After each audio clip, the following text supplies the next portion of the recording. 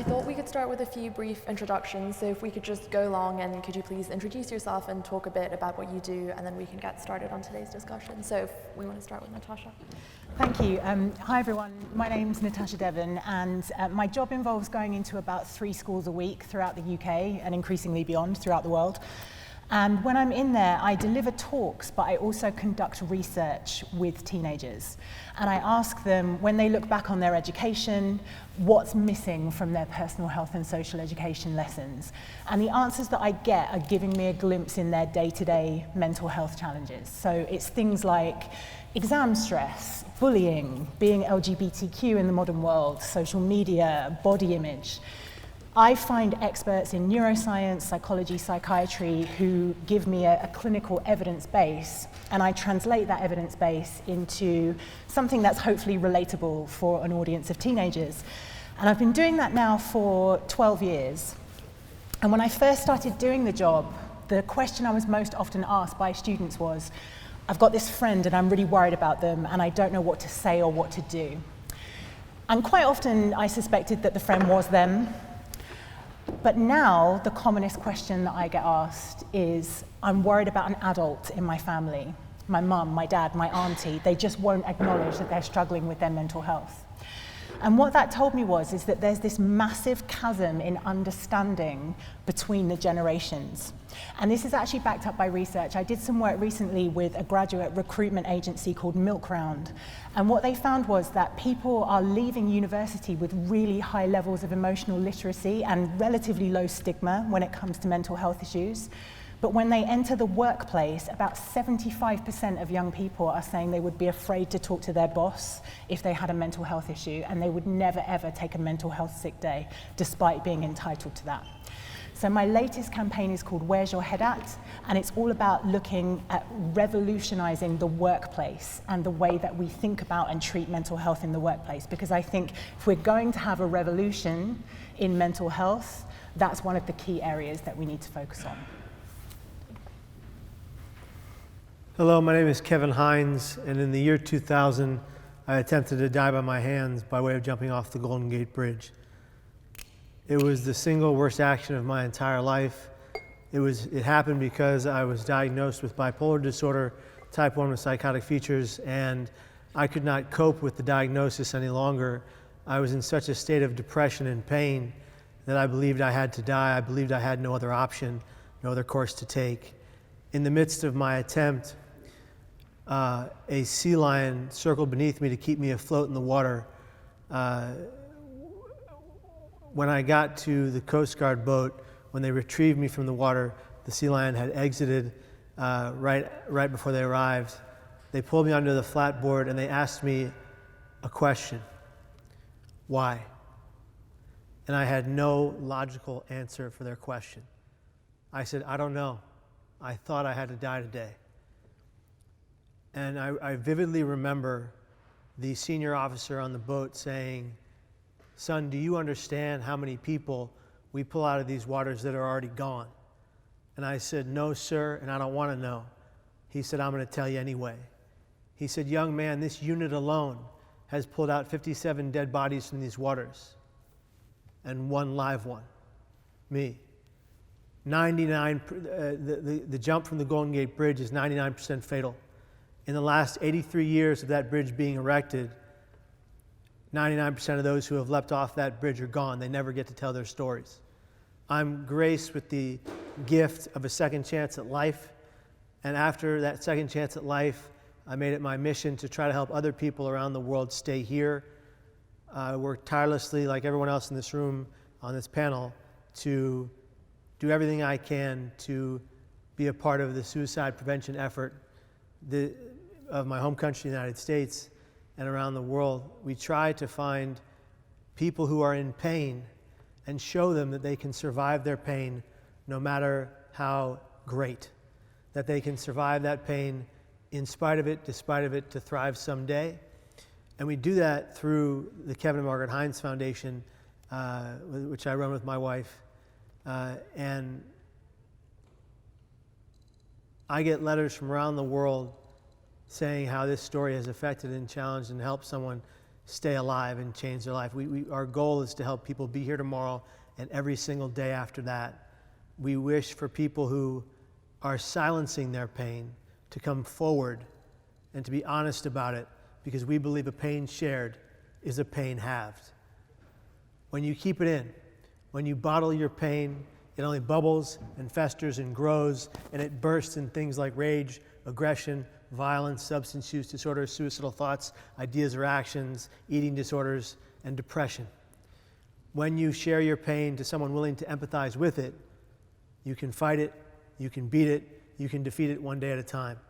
Today I live with 3 kinds of chronic pain. I live with the chronic pain of my injury from my jump. When I fell into the waters of the Golden Gate Bridge, I shattered my T12, L2, and L1 lower vertebrae into shards, and on that day I missed severing my spinal cord by 2 millimeters. That chronic pain lives with me every day. I don't need any pity, it's just part of the deal. I'm okay with it because I get to be here. The secondary kind of pain I live with is from a skin disease I have that you can't even tell I have, that I developed 2.5 years ago, a medical burn from one of the medications I've been taking for 20 years, caused me to be on the tipping point of Stevens-Johnson syndrome. 2.5 years ago, secondary burns covered my entire body from head to toe. I was in the most excruciating physical pain I've ever experienced in my life. And it felt like knives and needles were coming from my bones through my skin across my entire body for 30 weeks of that entire period. Now, to make it clear, I never wanted to die when I went to the Golden Gate Bridge. I just believed I had to. Those are 2 categorically different things. But when I felt this pain from the skin disease, I wanted to die every day. I wanted to buckle, I wanted to fold, and I wanted to give in. But I didn't. I realized something very important that I want to share with you today. That pain is inevitable. It's coming for all of us, if it hasn't already. But suffering, unlike any clinician will tell you, is optional. It's a choice. I was born on 6th Street in the Tenderloin of San Francisco in what they call a crack motel in a terrible situation in my infancy. My biological parents were both on drugs. I was born in pain, but I've never suffered a day in my life. And so I've come here today to Oxford to share with you my story, and I'm grateful to be invited, and I appreciate it. Hi, everybody. My name's Elyn Saks, and I'm honored and delighted to speak before you today. Pleased also that family and friends were able to come hear this presentation. So I'm someone with what we call lived experience in America of schizophrenia, which first emerged when I was a graduate student studying ancient philosophy at Oxford, at Corpus. Indeed, I have vivid memories of wandering alone in the tunnels under the Warnford, except for the demons accompanying me on my walk. My first year I was in Oxford, I was hospitalized for a month. My second year, for 4 months. So in a sense here, you could say that I'm returning to the scene of the crime. I would like to talk today about my mental illness and loneliness, because these are connected in important ways. We live in a society that's both very connected and very disconnected. Millions of people sit in communal spaces and focus intently on their emails and ignore the people sitting right beside them. And conversely, many people connect over the internet and have robust conversations, but never meet and spend time with each other, let alone quality of time. Both of these can lead to great loneliness. This is a scourge for many people, even though those who are blessed with reasonable mental health. Without relationships, there's no one to share one's good fortune with and no one to rely on to help you bear your pain. For someone who suffers with frank mental illness, as I do, lack of connectedness is even more of a challenge. I myself was diagnosed over 40 years ago here in Oxford as having chronic schizophrenia with an acute exacerbation and a, quote, very poor and a, quote, grave prognosis. I was expected to be unable to live independently, let alone to work. I think I evaded my grave prognosis for 3 reasons. Excellent treatment, both intensive psychotherapy and excellent psychopharmacology once I recognized the need for meds, which took a while. Rich and helpful relationships and an accommodating and gratifying workplace. About the latter, as I've come to say, my mind is both my best friend and my worst enemy. I'd like to focus now, though, on the relationship piece of this. First, I'd like to point out that schizophrenia has both so-called positive symptoms, like delusions and hallucinations, and negative symptoms, like inability to work or have relationships. In my own case, I had prominent positive symptoms. So I believed that I had killed hundreds of thousands of people with my thoughts and that a nuclear explosion was about to go off in my brain. I was blessed not to have many negative symptoms except my first year or two of being ill. And a lot of the personal and societal burden of schizophrenia actually resides in the negative symptoms, because we have pretty good treatments for positive symptoms, but not for negative symptoms. So as I say, except for the first 2 years of my illness, I've been blessed with few to no negative symptoms. I believe this is in large part because of the intensive 5-day-a-week therapy I'm engaged in. Being able to connect with my analysts led me to be able to connect with others in my environment. Sometimes students with schizophrenia comment on how I seem to have friends and they can't manage that. They want to know how I explain that. I usually say that I have found that the way to make good friends is to be a good friend to others. In a sense, this is kind of vacuous advice, but in a strong sense, it's still true.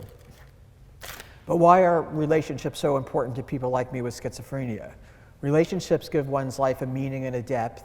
They also serve as another set of eyes if one starts slipping and is unaware of that. There are some funny stories in my life concerning relationships. My closest friend from law school, Steve, called my analyst, who I'll call Dr. Kaplan, to tell him that I had told Steve that I was going to China in advance of him, Dr. Kaplan, to clear it out of all the bad people, to which my analyst responded, "How very considerate of Elyn." I've had some training in psychoanalytic therapy, and I know the theory is it's supposed to end. Termination is part of the process, but I'm a lifer. The last time I tried to end therapy, I ended up in a hospital for 5 months, and I'm not willing to take that risk again. The therapy helps me, I can afford it, and it doesn't harm other people, so it seems like a good call to keep doing what I know works. Freud thought that analysis was not appropriate for people with psychosis because he thought people with psychosis couldn't form transferences with their analyst. This is simply not consistent with my own experience as well as that of friends of mine. The transference may, of course, be different. For instance, when I was seeing Mrs. Jones in Oxford and not on any meds, I had the thought that she was a monster and/or the devil and my life was at risk. While now, with my analyst in LA, I think he simply doesn't like me. So I'd like to speak a bit also about romantic relationships.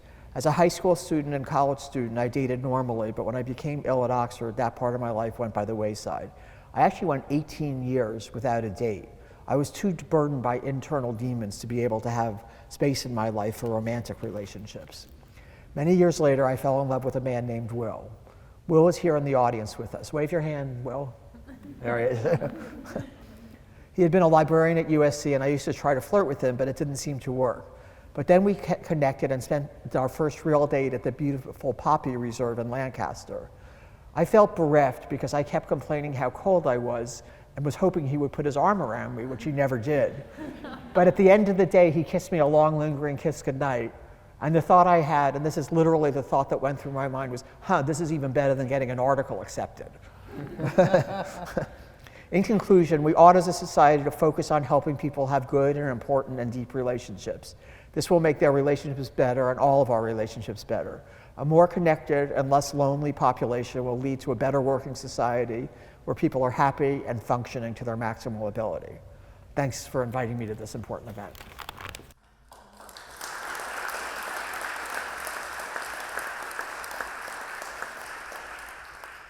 Thank you all so much for that. Picking up on something that Elyn just mentioned, we are more connected than ever with the rise of social media and its prevalence in our lives. Why then do we also simultaneously feel more lonely than ever? And how can we solve that epidemic that we're currently facing? And maybe we can start with Kevin with that. Sure. I think that with the rise of the technological age, we have lost something truly valuable, and we've touched on it here, and that is true connection.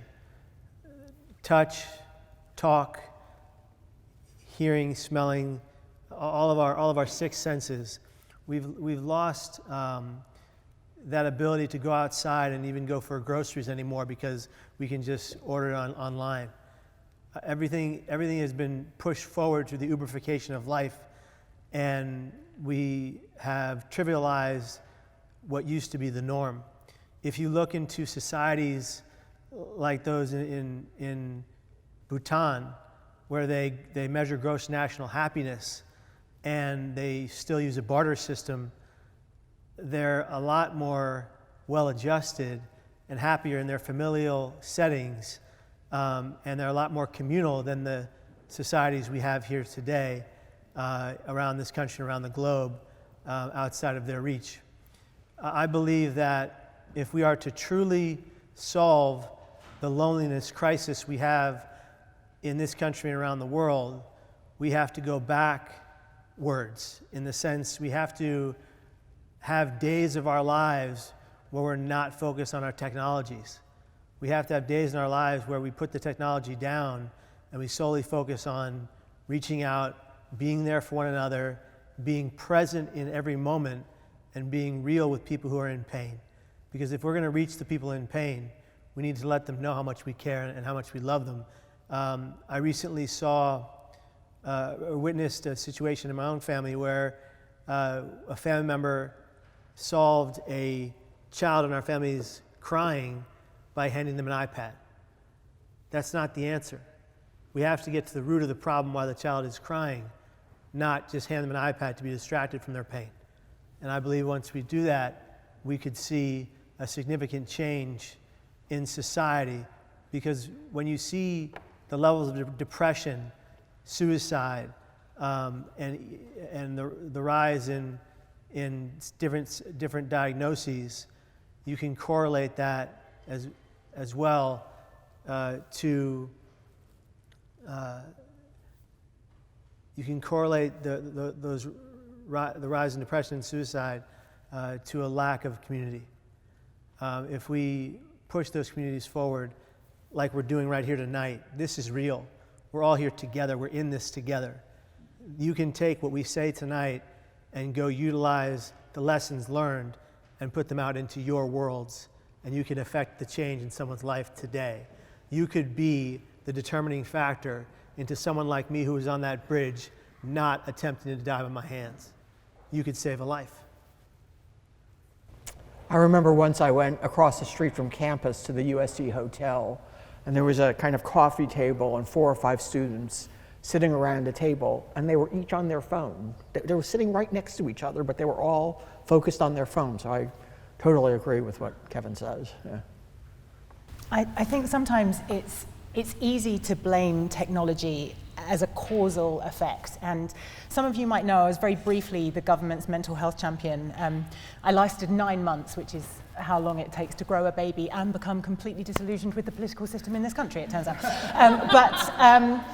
I got to see a lot of the kind of thinking that was going on at Whitehall, and you can literally see this really steep incline in anxiety and self-harm, in particular in young people, that starts in 2010. And government ministers were saying, of course, we're attributing this to smartphones. And I thought, yeah, I bet you are, because that doesn't take into consideration that 2010 is when austerity measures kicked in and Michael Gove came along and stomped all over the education system. And there were all of these other pressures being placed on young people. And I think sometimes what we need to do is see technology and social media in particular as a mirror being held up to the situation that we have, rather than this causal impact. And one of the things we know for sure is that we're seeing higher levels of perfectionism in Generation Z. And the higher you score on a perfectionism test, the more vulnerable you are to mental illness. And one of our leading experts on perfectionism in this country is a guy called Dr. Thomas Curran, who's currently at the London School of Economics. And what his research shows is that young people are born now into this world of hyper-capitalism, where we imbibe this idea that we should never be content with what we have. We need to consume and achieve to prove our value. And this has led to this kind of cult of individualism, which is having a catastrophic impact on our mental health. So when we see what people are posting online and people's activity online and the extent to which people have this obsession with their phones, my question is always, is that causing disconnection, or is that a symptom of the disconnection that is happening more broadly in our culture? I actually have to say, I think you are completely accurate. It's a societal struggle that when society as a whole is okaying these technologies to be in front of us in the way that they are, it goes back to, we made a film called Suicide, the Ripple Effect, about the devastating ripple effects of suicide, both for the positive and the negative. The positive effects of suicide prevention and the negative ripple effects of the loss of suicide and the families left behind. And one of the doctors in the film, Dr. Bart Andrews, of one of the lifelines in America, stated that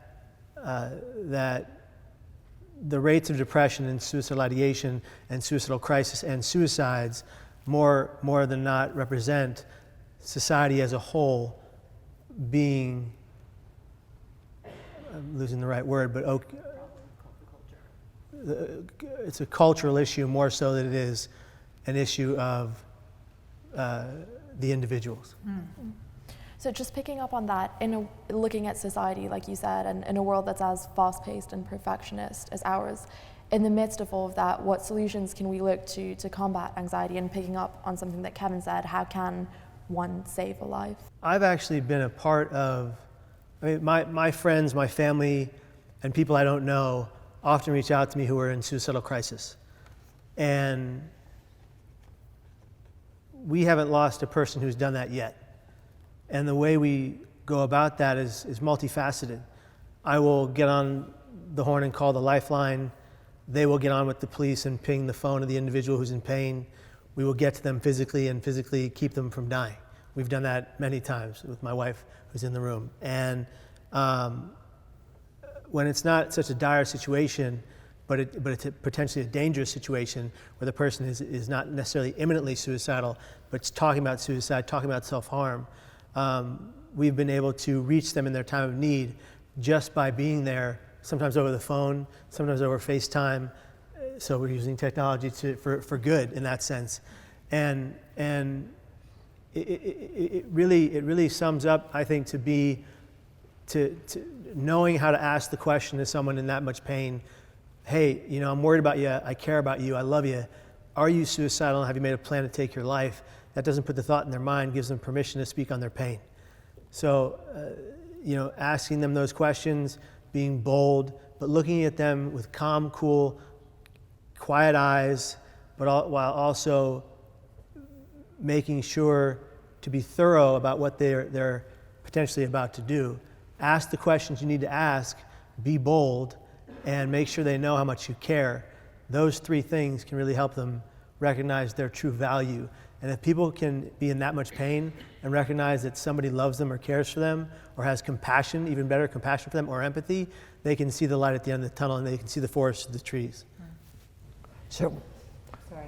Oh, sure. So, at USC, we try to put programs in place that will encourage students who are having challenges to seek help. And we have a counselor who's in the law school 1 day a week, all day. Anyone can go speak to her. We talk about mental health challenges at orientation. I speak as a faculty, a staff member speaks, a student speaks, an alum speaks, sort of help destigmatize the mental illness and encourage people to get help. During exam period, the students had a really great idea. They put out a pen of puppies so that kids could go and pet the puppies during exam period and kind of de-chill.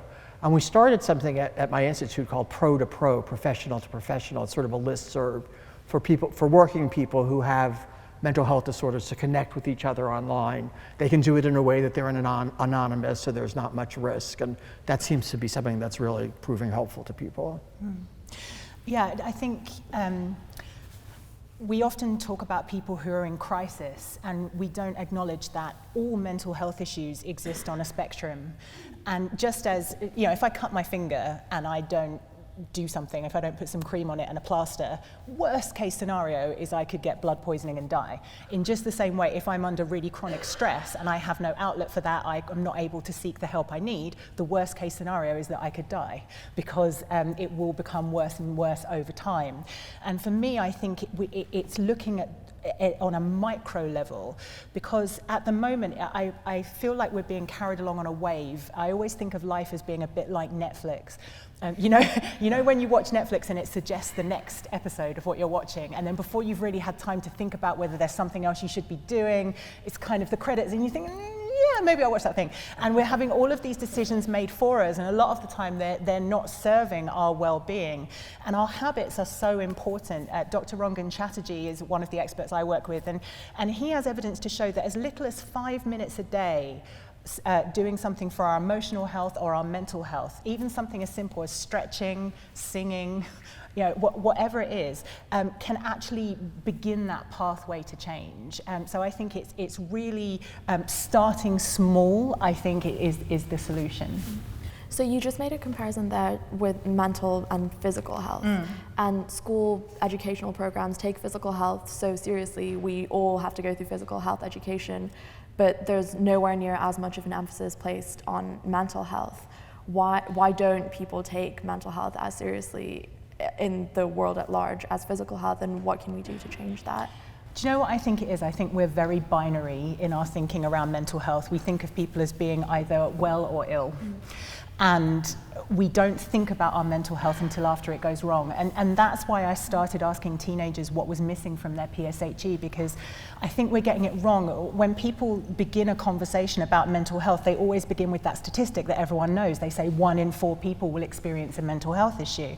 And whilst that is and whilst that is true, if I walk into your average room and say that, 3/4 of the people in that room will switch off because they won't think it's relevant to them. So I think what we should be saying instead is 4 in 4 people have got a head, with a brain in it. And just as children from the age of 2 begin to understand that they have a body and that they can understand it and monitor and nurture their physical health on a daily basis, and that becomes something that we do as a matter of course, unconsciously, we need to be taking the same attitude to mental health, and it's never too young to start, I think. I mean, I totally agree. In our high school classes, we teach driver's ed and sex ed and regular health ed. Why not mental health ed, to give people basic literacy about what this looks like and what you can do about it, so they notice it in themselves and in their family and friends. I don't understand why we don't. We're starting to do it more. Glenn Close, the actress, her sister's bipolar, her nephew's schizoaffective, has started something in high schools doing trainings about mental health, but it's just getting started, and it's something we need to do a lot more of, I think. The youngest person in America to die by suicide was 4 years of age with a crayon note. With a what? A crayon note. Crayon. 4 years of age. Could barely write. Could barely write, but wrote something to the effect of, "This is it."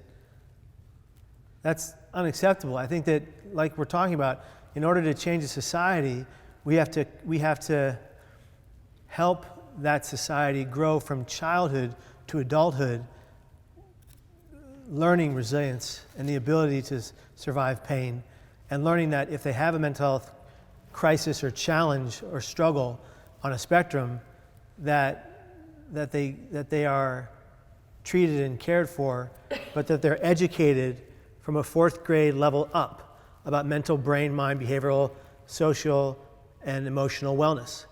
If we don't educate from 4th grade on up, how are they going to know at 16 and 17, when diagnosed with a disorder, what the heck they're going to do or who they're going to turn to?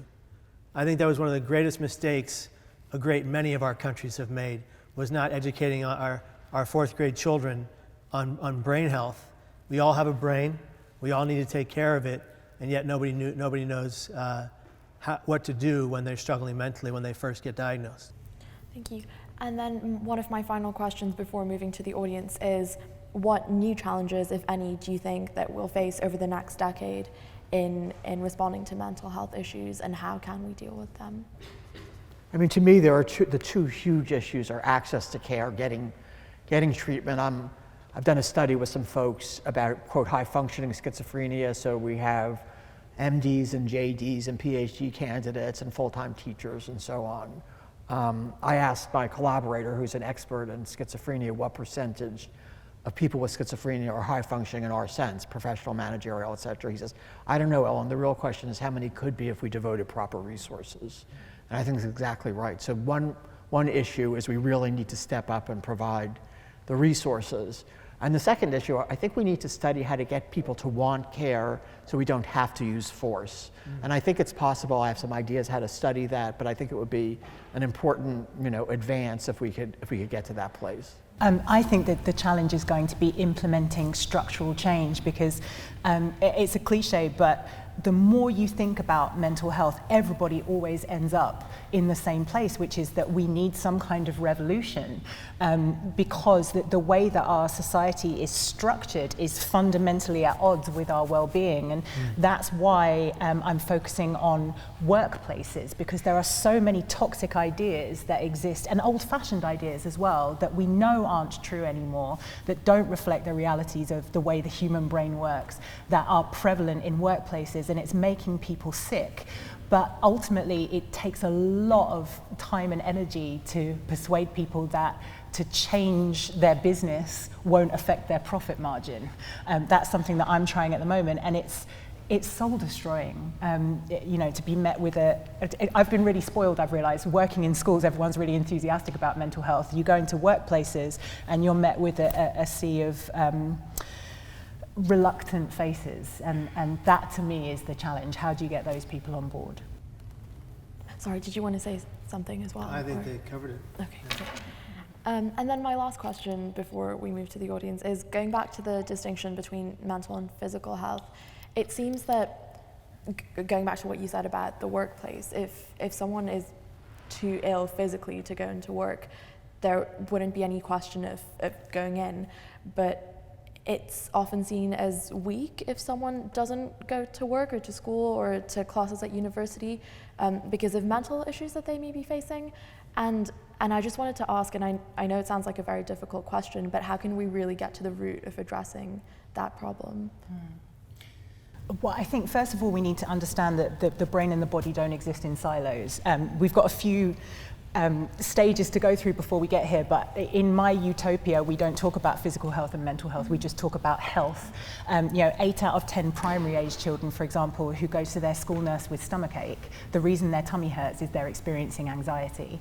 A lot of adult back pain doesn't have a physical cause that you could see in an x-ray, it's where people store their stress. So when people are exhibiting physical symptoms, quite often that has a psychological genesis, and it's understanding one impacts the other. But one of the things that I'm working on educating people around is the impact that stress, anxiety and depression has on our ability to work, and this massive problem we have of presenteeism. People who will drag themselves to work or to a lecture or to school, and they're there physically, but they're not there mentally. And so they might as well not be there. And the sort of long-term benefit of allowing that person to take some time for their well-being and for self-care. That's phenomenal, and it couldn't be more true. I think that, I had to take some mental health days last year, and as a public speaker with a diagnosed mental illness, the bookers for those speeches had no empathy for my situation. Absolutely none. They had an event to put on, they needed their speaker, and even though it was out of my control entirely, and I was doing my best to take care of my brain and mental health, they had no sympathy for me whatsoever, and were rude, aggressive, and very upset with me and my camp. And I was very disillusioned. I felt, this is the topic you're having me come to talk about, and yet you have no empathy for your own kind. It broke my heart, and made me aware of how much we have to change systematically from the ground up. I would also like to bring up the notion of stigma, which I don't know if you talk much about in this country about stigma, but it's a sort of a big issue in America. And the worst thing about stigma, I think, is it deters people from getting care, and people shouldn't have to suffer, but they will if there's stigma. And there's also self-stigma. So Glenn Close, the actress, gave me a t-shirt that said schizophrenia on it. She did a public service announcement of people walking around Grand Central Station with shirts that said schizophrenia, bipolar, sister of someone with depression, whatever. And I looked at the shirt, I said, I don't wear t-shirts to work during the week, but I do wear them on weekends. And then I thought, but do I really want to wear a t-shirt that advertises that I have schizophrenia?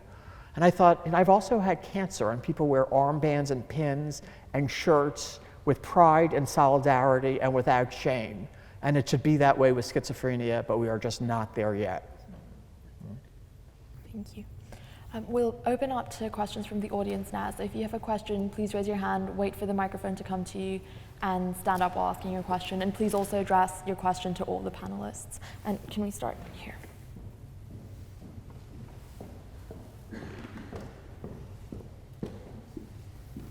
Hi, I wanted to say thank you so much. It's been really informative and really touching. And I wanted to ask about sort of the balance of addressing stigma, obviously, and also being careful not to romanticize mental illness. As an eating disorder survivor, I'm very aware of how these sort of recovery communities online can claim to support people and in reality help things spiral, especially for teenagers and younger adults. So I wanted to ask how you would say people should deal with that. Thank you for asking that question. It's a really important question. I think that eating disorders and self-harm are quite unique insofar as there is, or there can be at least, a competitive element to them. I actually founded an initiative called the Mental Health Media Charter, and it's guidelines for anybody who wants to speak or write about mental health in a way that's safe and responsible. And when it comes to eating disorders, the guidance is basically always focus on why, not how. So rather than talking about weight, calories, exercise, it's a mental illness. Talk about what was going on in the mind. And I also, I should say, I have personal experience myself. I have something called panic disorder. I also had an eating disorder when I was at university.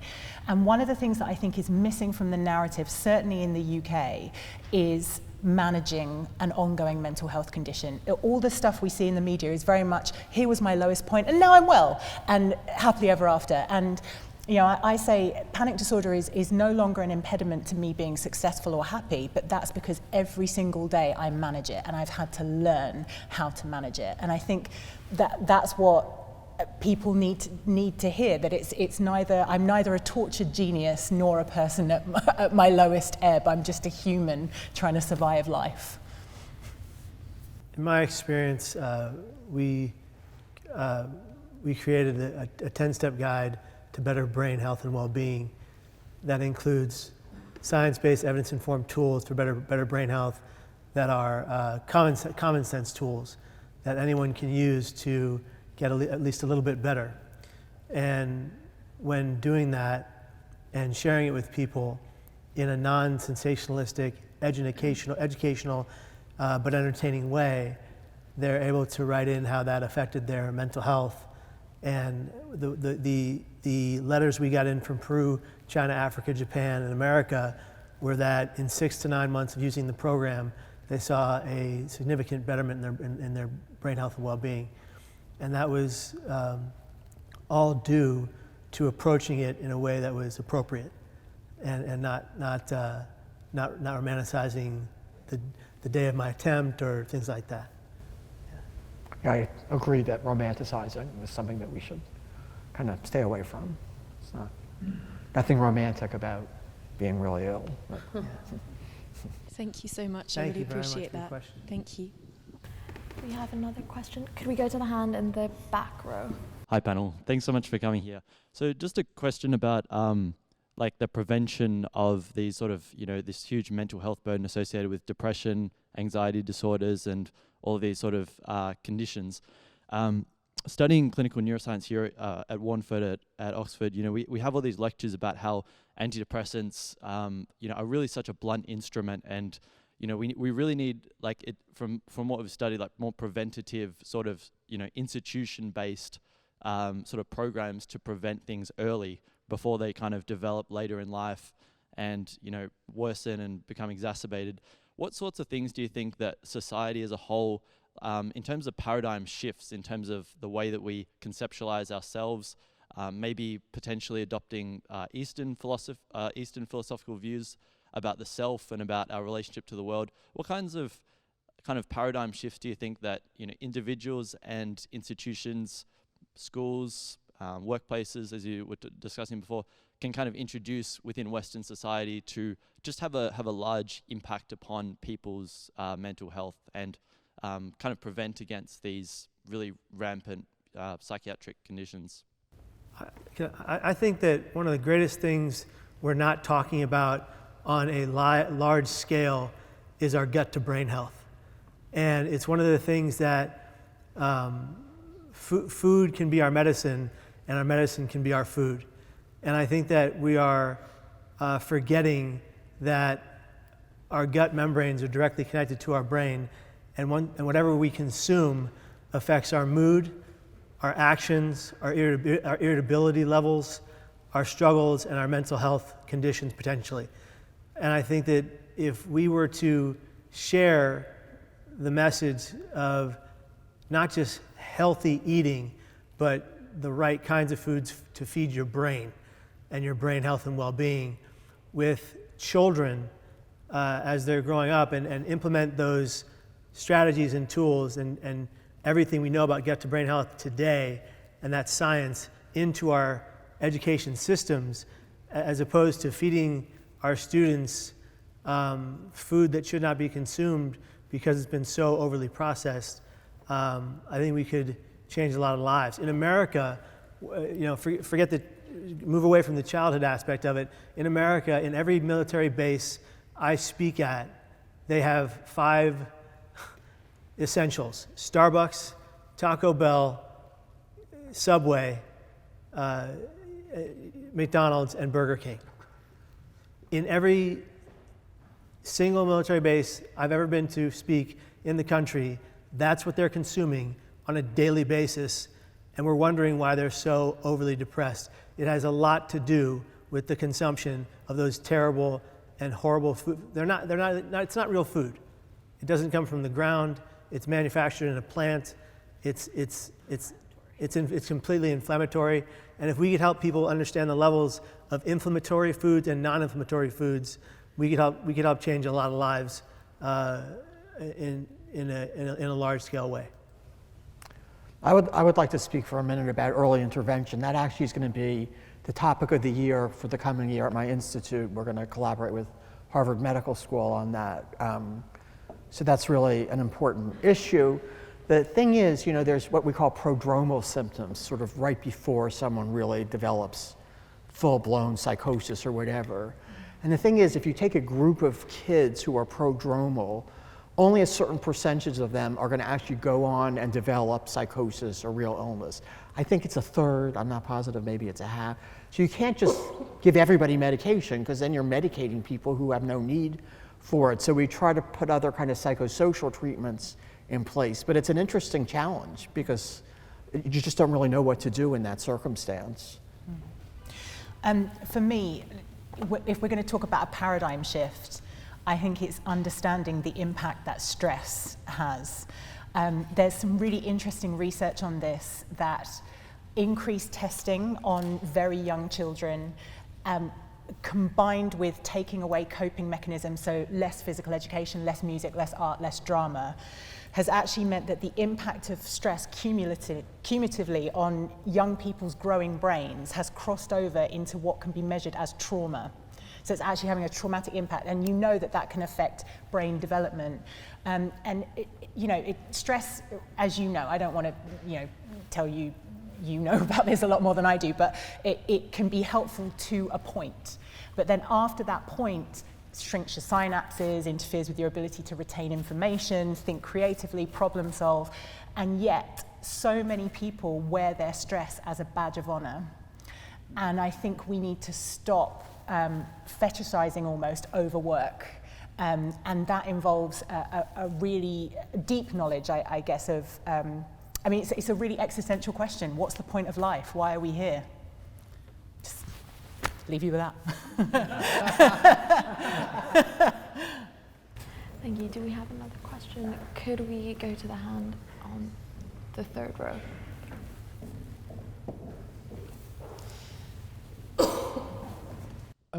Going back to what we were saying about kind of mental health issues being very cultural and societal, I think if we take a much sort of long-term approach to mental health, and we look kind of maybe a couple centuries ago, we don't see instances of kind of like schizophrenia really appearing in the populace before the year 1800.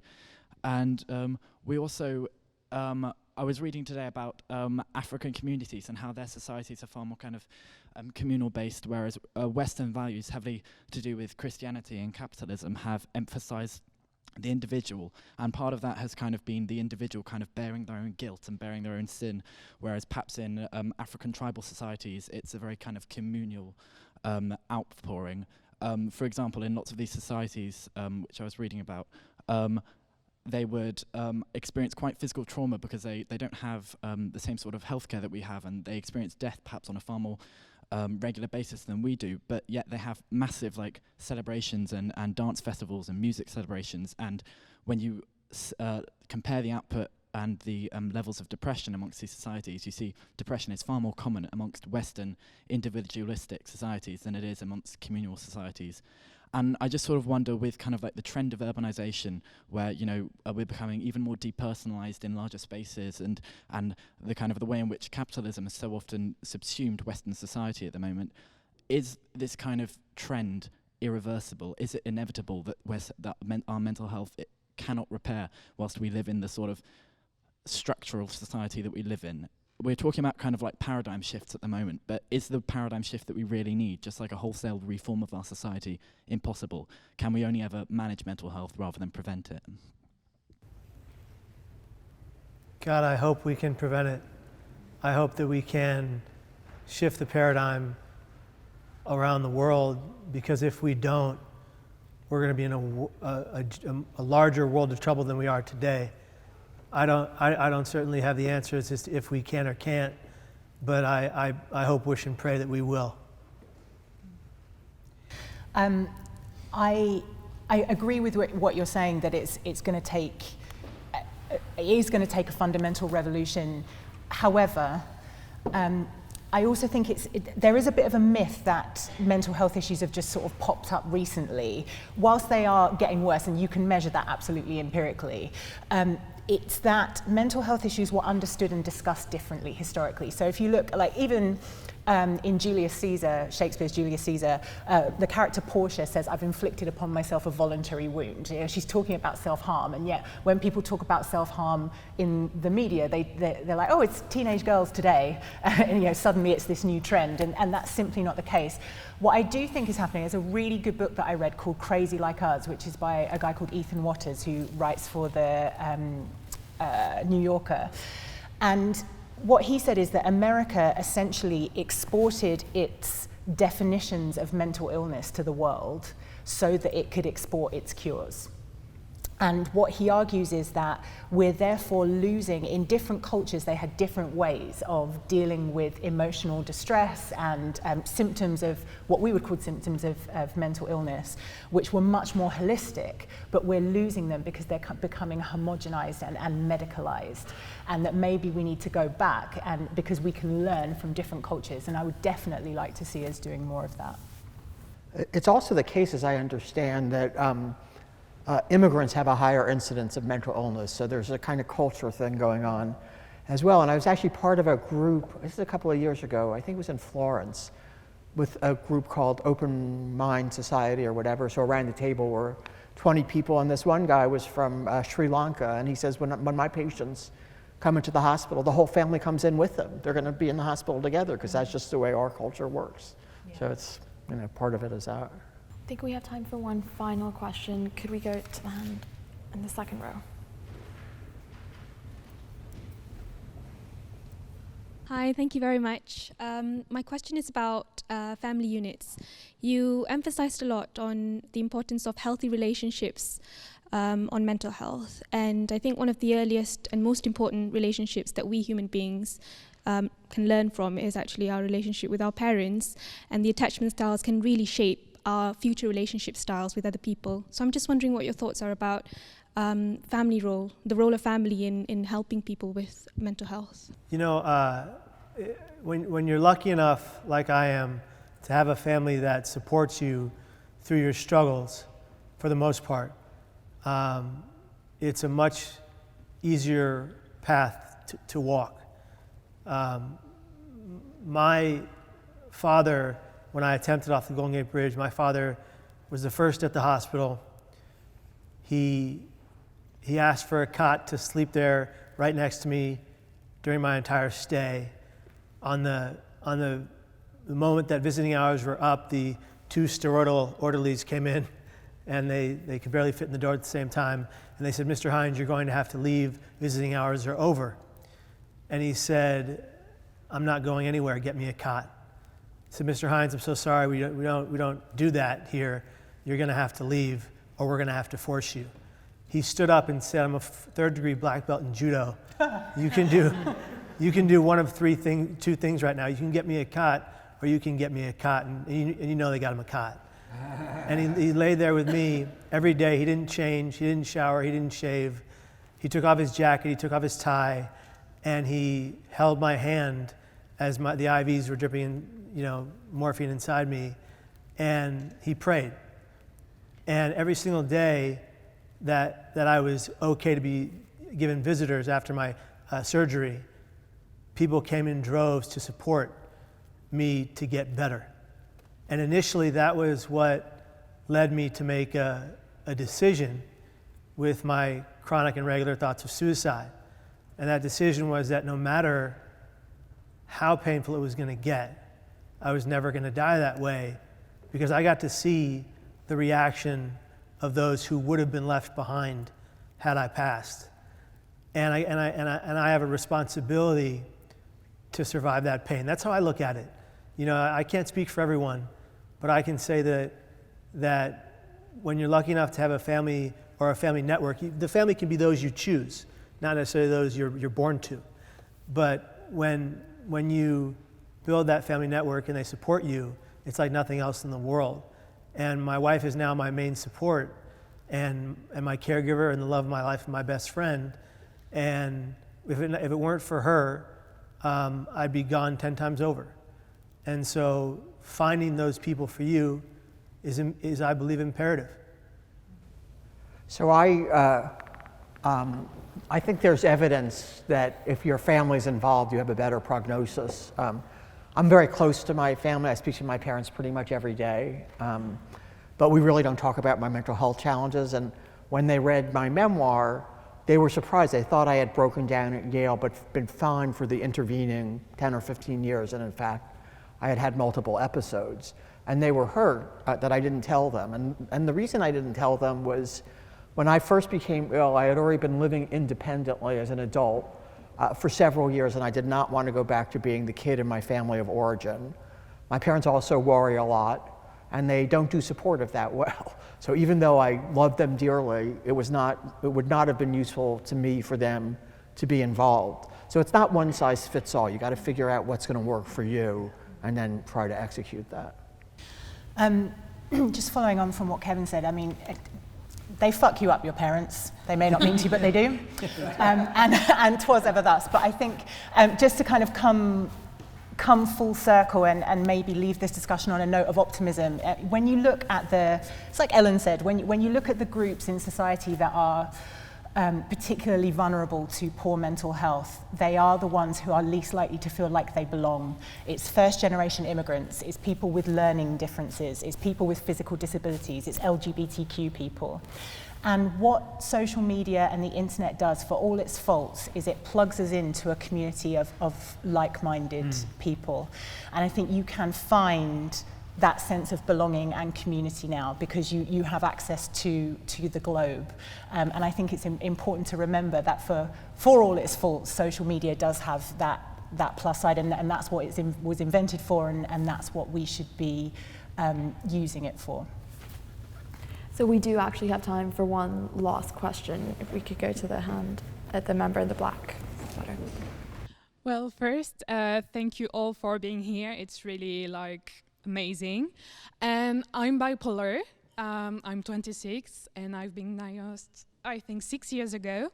It's been easier for me to say I'm bipolar, but it's easier when people are seated, calm, and really able to hear what I'm saying. But on Friday I came to the Oxford Union Ball. I faced many issues and I cried a lot.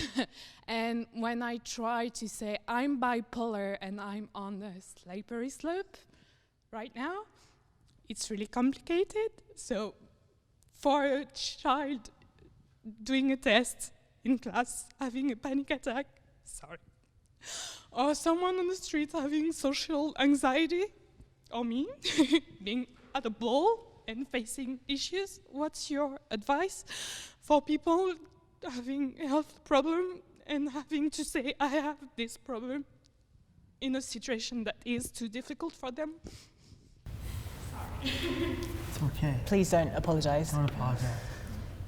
I mean, I think something that I say a lot to young people is you wouldn't wait until you were falling before you started to build your safety net. And it's being aware that these things can happen. One of the best practices I've seen actually in primary schools is when they have emojis sometimes down one wall of the classroom, and they give each child a post-it, and as they walk in they have to place their post-it next to the emoji that best sums up how they feel that day. And what that's teaching them is that we're all in a state of flux and transition, and that it's not a case of well or ill. You know, yesterday I was here, today I'm here, tomorrow I might be there. And it's kind of preparing yourself for any eventuality that might occur. So with the, panic attacks are, again, when I first started doing this job, I would say, put your hand up if you've ever had a panic attack, and maybe 2 people in a class would raise their hand. Now it's about half. They're definitely getting worse. So it's understanding how your panic manifests, catching it early, having some techniques in your arsenal to calm you down, having teachers who understand, teachers trained in mental health first aid who can spot those symptoms from the outside. It's a combination of different things that I think kind of build that resilience. But for me, definitely, it's about the forward planning. When I would have my symptoms in high school, which is where they started, and in college after that, I would fear telling people about them as well in any school setting. It was when I told my counselors the struggles I was going through, all about my battles, that I was given the most amount of help. And I think just be bold, be true to yourself, tell your truth, and understand that no matter whoever's reaction, if it's a poor reaction or a negative reaction, that's their problem. Try not to internalize it. You're valued, you're loved, and you matter, and you're important, and we're grateful that you stood up today and told your story. Thank you. Round of applause.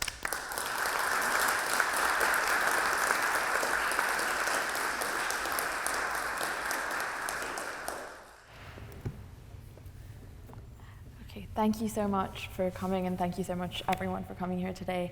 Please join me in thanking all our panelists.